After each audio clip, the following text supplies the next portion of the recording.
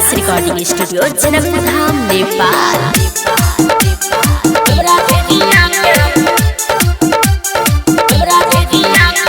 DJ ओम शंकर परसा हरभिंडा। रखिच छोड़ा photo हमरा झिझिया के, रखिच छोड़ा फोटो हमरा झिझिया के।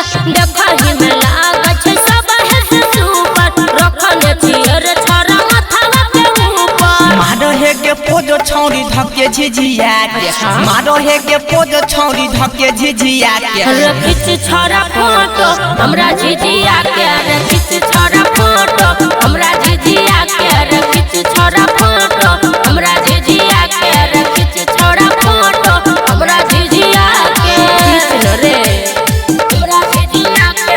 रियांस recording studio Janakpur Dham Nepal. DJ ओम शंकर परसा हरभिंडा। हमरा झिझिया के डिबिया करे छै भूक भूक, कोनो दैनी ने मारा दे नजर रे। हम जाइ छियै अकेले छोरा झिझिया रखेले छोरा लगे छै बड़ी डर रे। चल छो बराई छौरी तोरा झिझिया के, चल छो बराई छौरी तोरा झिझिया के। रखिच छोरा फोटो हमरा झिझिया के, रखिच छोरा फोटो हमरा झिझिया के, रखिच छोरा फोटो हमरा झिझिया के, रखिच छोरा फोटो हमरा झिझिया के। ठीक सखी है हमरा झिझिया के। रियांस recording studio Janakpur Dham Nepal. DJ ओम शंकर परसा हरभिंडा। राइटर ओम प्रकाश छोरा सुन हमर बात खूबे हम सुन सजाबै रे।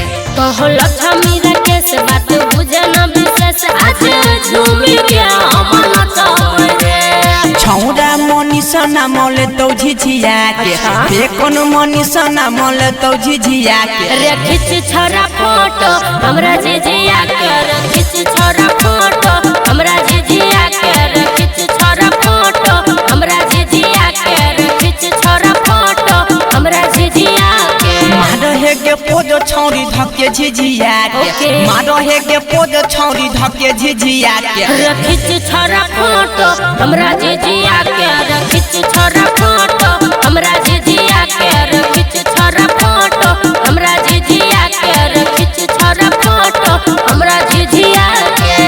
कनी ठीक से खींचे सबसे फेमस झिझिया छे।